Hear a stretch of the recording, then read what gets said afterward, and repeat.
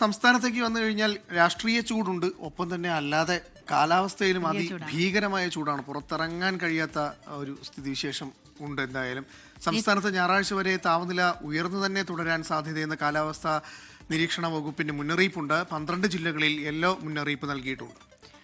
തിരുവനന്തപുരത്ത് നിന്ന് അജ്മൽ ദിറാറും കോഴിക്കോട് നിന്ന് അനീഷ് ദേവസിയും കൊച്ചിയിൽ നിന്ന് ആൻമരിയ സണ്ണിയുമാണ് ഈ വാർത്തയുടെ വിവരങ്ങളുമായി ചേരുന്നത്. ആദ്യം അജ്മൽ ദിറാറിലേക്കാണ്, തിരുവനന്തപുരത്തേക്കാണ്. Ajmal, good morning. വലിയ മുന്നറിയിപ്പ് ഈ 12 ജില്ലകളിൽ, ഇടുക്കിയും വയനാടും ഒഴികെയുള്ള ജില്ലകളിൽ ഇങ്ങനെയുള്ള മുന്നറിയിപ്പ്, യെല്ലോ മുന്നറിയിപ്പ് ചൂടുമായി ബന്ധപ്പെട്ട് കഴിഞ്ഞ കുറച്ച് ദിവസങ്ങളിലായി ഉണ്ട്. വലിയ രീതിയിലുള്ള ആശങ്കപ്പെടേണ്ട സാഹചര്യം തന്നെയാണ്. പകലൊന്നും ആളുകൾക്ക് പുറത്തിറങ്ങാൻ പോലും പറ്റാത്ത രീതിയിൽ കടുത്ത ചൂടാണ്.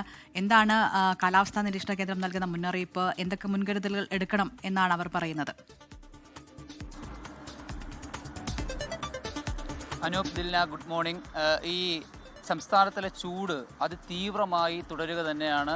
അതിൽ യാതൊരു വിധത്തിലുള്ള കുറവും കഴിഞ്ഞ കുറച്ച് ദിവസങ്ങളിലായി ഉണ്ടായിട്ടില്ല. ഇനിയും ഒരു 4 ദിവസം വരെ, ഞായറാഴ്ച അതായത് ഏപ്രിൽ 19 വരെ അതിലൊരു കുറവ് പ്രതീക്ഷിക്കേണ്ട എന്നാണ് കേന്ദ്ര കാലാവസ്ഥാ വകുപ്പ് നൽകുന്ന മുന്നറിയിപ്പ്.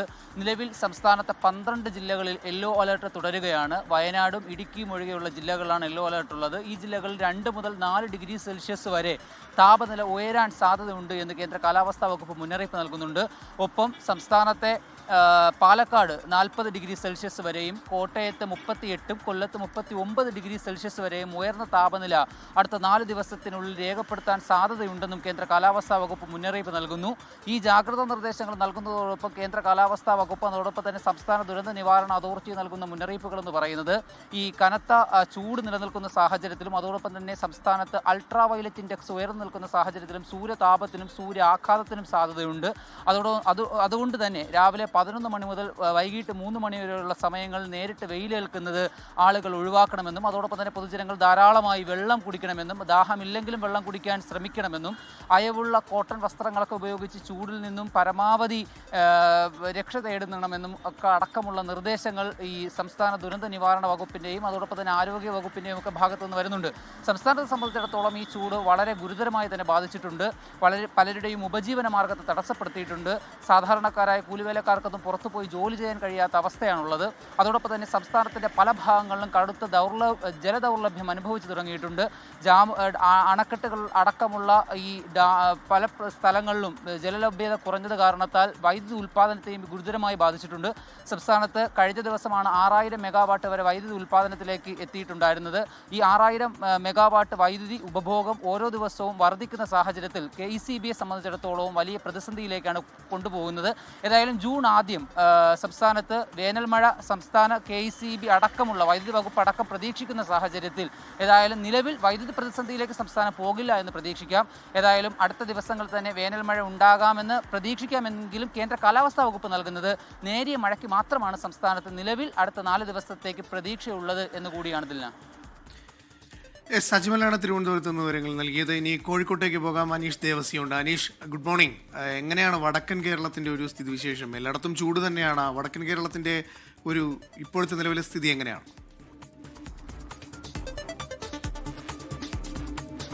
Anoop, good morning. മീനച്ചൂടിൽ വാടിത്തളരുകയാണ് വടക്കൻ കേരളം. അതായത് കാലാവസ്ഥാ നിരീക്ഷണ കേന്ദ്രം നൽകുന്ന ഒരു വിവരം അനുസരിച്ച് ഇന്നലെ 37 ഡിഗ്രി സെൽഷ്യസ് ചൂടാണ് രേഖപ്പെടുത്തിയിരുന്നത്. കഴിഞ്ഞ വർഷമായി താരതമ്യം ചെയ്യുമ്പോൾ ചൂട് അല്പം കൂടുതലാണ്. ഈ 2025 ഏപ്രിൽ ആദ്യവാരങ്ങളിൽ 34.5 മുതൽ 35.5 ഡിഗ്രി സെൽഷ്യസ് ചൂടാണ് രേഖപ്പെടുത്തിയിരുന്നത്. ഇത്തവണ അത് അല്പം കൂടുതലാണ്. ഏതായാലും ഈ കേന്ദ്ര കാലാവസ്ഥാ നിരീക്ഷണ വകുപ്പ് നൽകുന്ന ഒരു വിവരമനുസരിച്ച് ഞായറാഴ്ച വരെ താപനില ഉയർന്ന് തന്നെ നിൽക്കുമെന്നാണ് നമുക്ക് മനസ്സിലാക്കാൻ കഴിയുന്നത്. ഏതായാലും ഇത് ഈ ചൂട് കൂടിയത് എല്ലാ മേഖലയിലും ബാധിച്ചിട്ടുണ്ട്. കൂടുതലും ഇത് ബാധിച്ചിരിക്കുന്നത് ഈ വഴിയോര കച്ചവടക്കാരെയും അതുപോലെ വ്യാപാരികളെയുമാണ്. കഴിഞ്ഞ ദിവസം വിഷുവായിരുന്നു. പൊതുവെ വ്യാപാരികളുടെ ഇടയിൽ നിന്ന് നമുക്ക് ലഭിച്ചൊരു വിവരം ഇത്തവണ വിഷുവിന് പൊതുവെ വ്യാപാരം കുറവായിരുന്നു എന്നാണ്. ഇതിൻ്റെ പ്രധാന കാരണം ചൂട് തന്നെയാണ്. അതുപോലെ തന്നെ ഈ ഏറ്റവും കൂടുതൽ ഈ ചൂട് ബാധിക്കുന്നത് പുറമേ ജോലി ചെയ്യുന്നവരാണ്. അതായത് ഈ കൺസ്ട്രക്ഷൻ മേഖലയിൽ ജോലി ചെയ്യുന്നവരാണ്. കോഴിക്കോട് മേഖലയെ സംബന്ധിച്ചോളം അവരുടെ ഈ ജോലി സമയം ഇപ്പോൾ കുറച്ചിട്ടുണ്ട്. രാവിലെ 7 മുതൽ 12 മണി വരെയും ഉച്ച കഴിഞ്ഞ് 3 മണി മുതൽ 7 മണി വരെയുമാണ് അവർക്ക് ജോലി. ഈ ഏറ്റവും കൂടുതൽ ചൂട് അനുഭവപ്പെടുന്ന ഈ 12 മണി മുതൽ 3 മണി വരെയുള്ള സമയത്ത് അവർക്ക് വിശ്രമം അനുവദിച്ചിട്ടുണ്ട്. ഏതായാലും കാലാവസ്ഥാ നിരീക്ഷണ കേന്ദ്രം നൽകുന്ന ഒരു അറിയിപ്പ് അനുസരിച്ച് ഞായറാഴ്ച വരെ താപനില ഉയർന്നു തന്നെ നിൽക്കുമെന്നാണ് നമുക്ക് മനസ്സിലാക്കാൻ കഴിയുന്നത്. അനൂപ്, ശരി. അനീഷ് ദേവസ്യാണ് വടക്കൻ കേരളത്തിലെ വിവരങ്ങൾ നൽകിയത്. കൊച്ചിയിലേക്ക് പോവുകയാണ് ആൻമരിയ സണ്ണി റെഡിയാണ്. Good morning. ഇടുക്കി ഒഴികെ മധ്യ കേരളത്തിലും മുന്നറിയിപ്പുണ്ട്, യെല്ലോ മുന്നറിയിപ്പുണ്ട്. എന്താണ് കൊച്ചിയിലെ, എറണാകുളത്തെ ഒപ്പം മധ്യ കേരളത്തിലെ പൊതുവുള്ള സാഹചര്യം?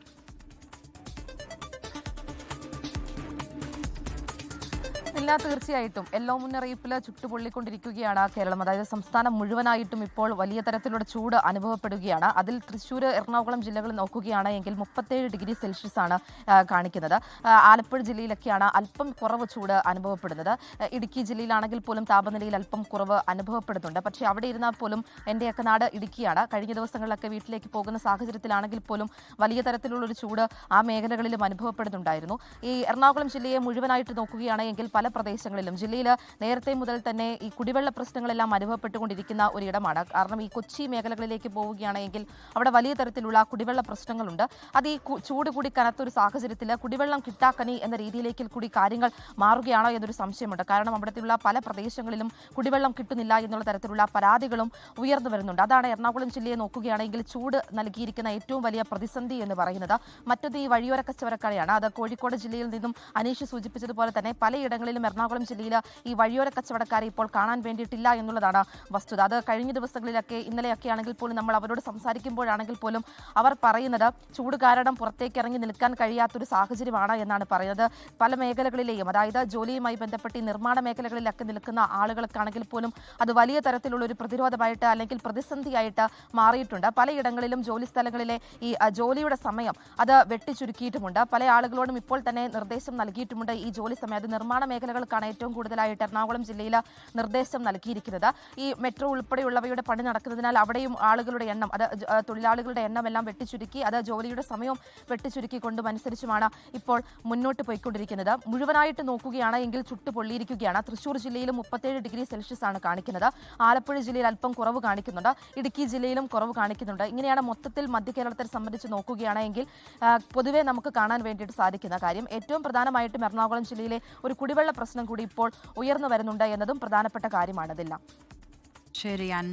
എന്തായാലും ഈ വെയിൽ കൂടുന്നു, ചൂട് കൂടുന്നു എന്നുള്ളത് മാത്രമല്ല, സാധാരണക്കാരുടെ ജീവിതത്തെ തന്നെ വലിയ രീതിയിൽ ബാധിക്കുന്ന തരത്തിൽ കാര്യങ്ങൾ പോകുന്നുണ്ട്. നേരത്തെ പറഞ്ഞതുപോലെ വഴിയോര കച്ചവടക്കാരൊക്കെ കാണാതാകുന്ന അവസ്ഥ, ഈ നിർമ്മാണ പ്രവർത്തനത്തിലൊക്കെ ഏർപ്പെടുന്ന ആളുകളുടെയൊക്കെ കാര്യത്തിലൊക്കെ വലിയ ആശങ്കയുണ്ട്. അപ്പോൾ തന്നെ ഈ കർഷകരെയും നന്നായി ബാധിച്ചിട്ടുണ്ട്. നമ്മൾ തന്നെ റിപ്പോർട്ട് ചെയ്തിരുന്നു. ഈ പശു വളർത്തലൊക്കെ നടത്തുന്നവർക്ക് ഭയങ്കരമായ ബുദ്ധിമുട്ടാണ് അനുഭവിക്കുന്നത്. പശുക്കൾ ചത്തുപോകുന്ന സ്ഥിതിവിശേഷം ഉണ്ടാകുന്നതും കുളത്തിൽ മീനുകൾ ചത്തുപോകുന്ന സ്ഥിതിവിശേഷം ഉണ്ടാകുന്നു. അങ്ങനെ കർഷകരെയും ഈ ചൂട് വളരെ വലിയ രീതിയിൽ ബാധിച്ചിട്ടുണ്ട് എന്നതാണ് യാഥാർത്ഥ്യം. ഈ ചൂടെന്ന് പറയുമ്പോൾ ചൂട് മാത്രമല്ല, ഈ അൾട്രാ വയലറ്റ് കിരണങ്ങളുടെ തോത് അത് കൂടുന്നതും വലിയ രീതിയിലുള്ളൊരു ആശങ്ക ഉണ്ടാക്കുന്നുണ്ട്. അത് വലിയ ആരോഗ്യ പ്രശ്നങ്ങൾ ഉണ്ടാക്കുമെന്ന് തന്നെയാണ് പറയുന്നത്. ശ്രദ്ധിച്ചില്ലെങ്കിൽ സൂര്യാഘാതം അടക്കം വലിയ ആരോഗ്യ പ്രശ്നങ്ങൾ ഉണ്ടാകും എന്നാണ് മുന്നറിയിപ്പ് ആരോഗ്യ പ്രവർത്തകർ നൽകുന്നത്.